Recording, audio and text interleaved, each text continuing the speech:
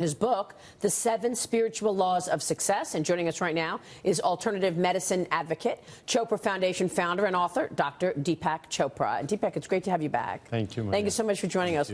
Go through spiritual success and why it's important in terms of being spiritually healthy as well as physically healthy. Tell us why you think this is so important. By spiritual, I mean awareness and self-awareness.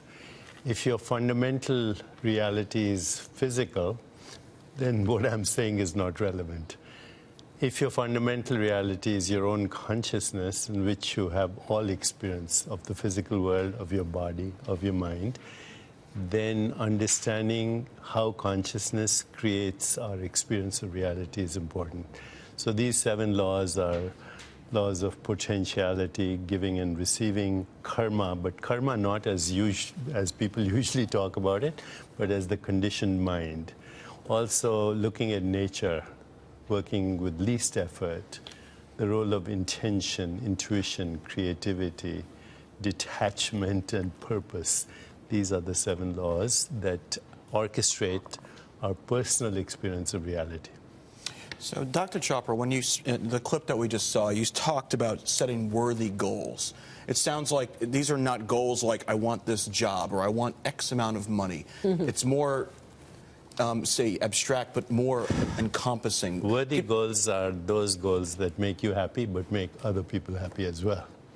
In fact, one of the fastest ways to be happy is to make someone else happy. Wonderful.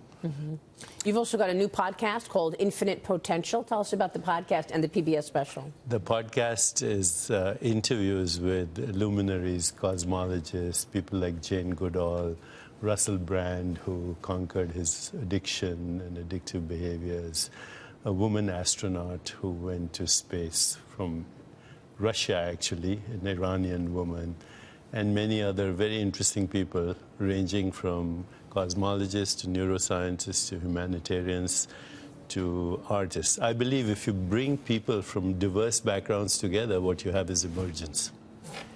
One of the things we're seeing more and more with companies as being a business program is the focus on wellness. Is that something you're seeing as well? And are you playing a role in that? Absolutely. I'm actually part of an organization called Just Capital, which looks at companies that are doing good for the world and making money as well.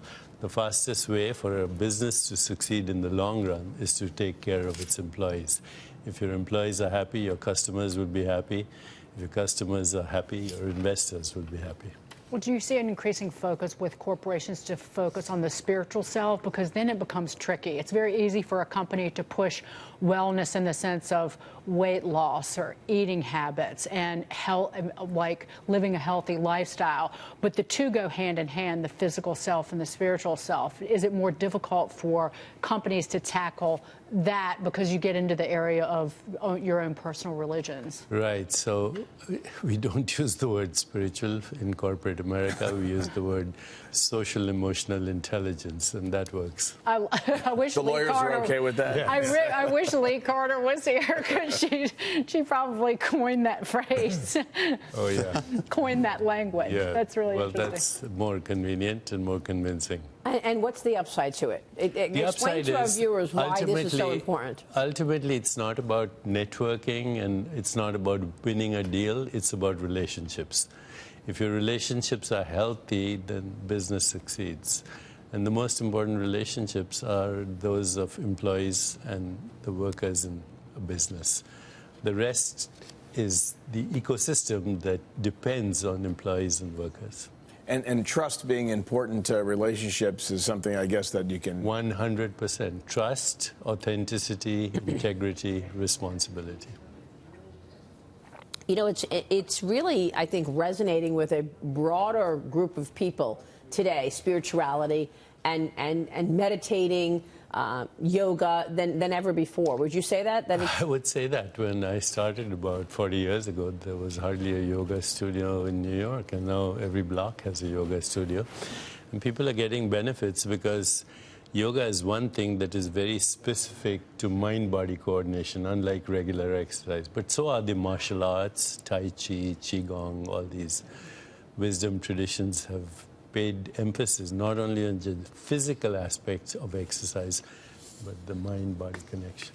That's great. Deepak, it's great to have you on the program. Thank you for having me. We'll be looking at that special on PBS. Thank you, Deepak Chopra, The 7 Spiritual Laws of Success.